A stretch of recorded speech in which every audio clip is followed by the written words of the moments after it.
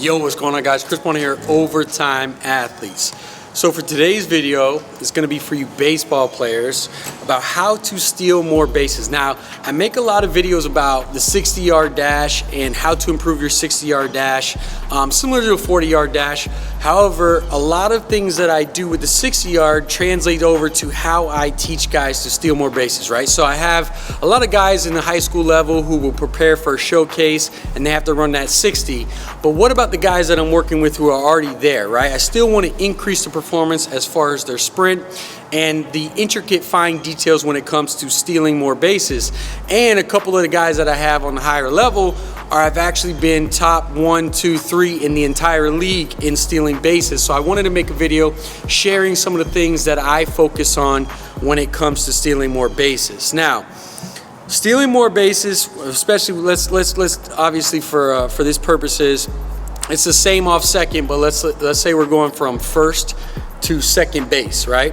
And really what I want to focus on is three different things. It's going to be your stance, your start, and your steps, okay? So when it comes to stance, the biggest thing I like to teach, and just kind of, guys, if you want to see some of the more finer details as far as these things go to my 60-yard dash video. But as far as these, I'll kind of just cover the topics pretty quickly. So the first one that we want to go over is the actual in the stance is basically just to set you up in the best mechanical advantage to go from point A to point B, right? We're in this lateral stance. We obviously have to face the pitcher. We want to make sure that we have our hips open up enough to go this way, but we also can come back in case we need to, as far as if the pitcher's trying to throw us out, right? So the biggest thing I like to teach is that front leg, that front foot needs to be about 45 degrees open. I don't want to be all the way open, and I don't want to be all the way closed. All the way open makes it for my hips hard to turn and get back. All the way closed makes it inefficient and makes it two-part movement for me to get to second base. The next one is this back leg needs to be about a half a foot over. Reason being is I want to initiate the movement with this back leg and I want to simply and easily cross that leg over. If I'm back here, now my hips aren't turned this way. It's actually closing off my hips. So the feet placement is all about getting the hips in the right direction. You want to be a half a foot over, so you're about facing the pitcher here. Your hips are open enough to get there to second base as fast as you can, all while being able to get back.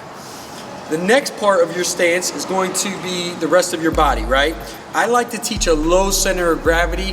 One, so we can load the hips properly to be able to get out as fast as we can. And two, we want to make your arms in a position to be able to get out and make the best mechanical advantage. So what I like to teach is a low stance. Try to get as low as you can, but still comfortable by bending the knees and the hips. And then what I want to do is I want to drop this lead arm straight down. And then this backhand I want to have right in the holster. And that's just to start us off for the actual start, and I'll get into that next. Other than that, that's pretty much it for the actual stance. One thing that I will touch on, when most guys lead off, they take their lead off, they come out here and get into their stance. The next thing you want to focus on is a lot of guys, when they have that adrenaline pumping and they have that green light to actually steal the base, what happens is they actually start to kind of go back and forth and disperse their weight between their 2 feet. I like to teach my guys to take that breath and go ahead and put about 60% on that lead leg and 40% on that back leg. If the pitcher reacts and goes to pitch and you're shifted back this way, it's going to be inefficient for you to get that jump going to second base. You want to be in a way where it's consistent every time you do it. So you take that lead off, boom, you take that breath, settle your feet in, boom, and it's 60% front leg, 40% back leg. Now I'm there in my stance.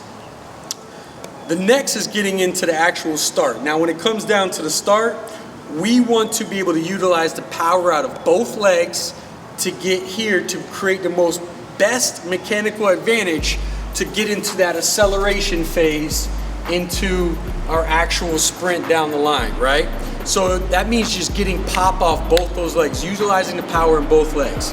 So from this stance right here, from the lower body, from the feet up, what I want to see is this 40% is going to initiate the movement.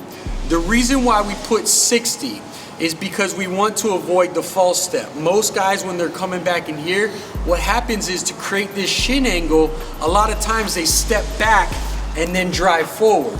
Well, to create the most efficiency in movement and decrease the amount of movement that we do to get there faster, we just go 60% on this front leg, so that what happens is that 40% back here initiates it, and it's a crossover step. They can get the shoulders out in front and immediately get into acceleration phase to go down the line. Moving up the chain of command, we get into our upper body. And the upper body is extremely important because that's what initiates the movement, right? So what I like to teach, like I said, is that lead arm down and comfortable, just in a relaxed manner.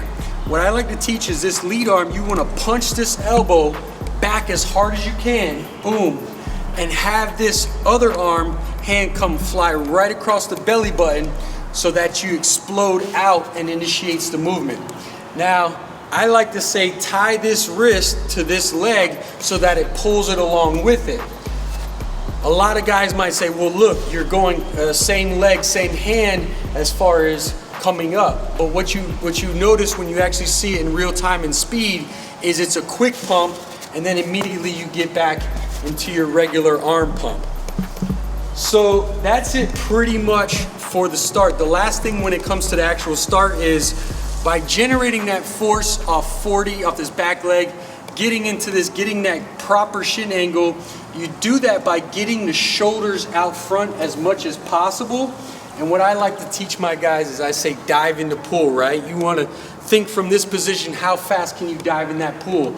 And really that cue is just to get their shoulders out front, get them in that best mechanical position to move forward.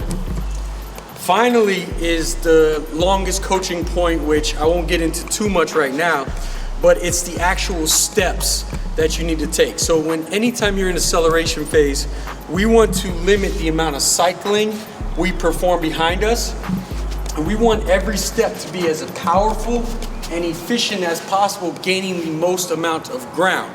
And we do that by simply being able to put ourselves in a position where the shoulders are out front, and we're teaching the athlete to drive force back down into the ground as opposed to cycling the heel. Now, this is obviously easier said than done, and that's why I said this is a coaching point that sometimes takes me from anywhere from a couple sessions to up to a year to get guys to be able to grasp that fact.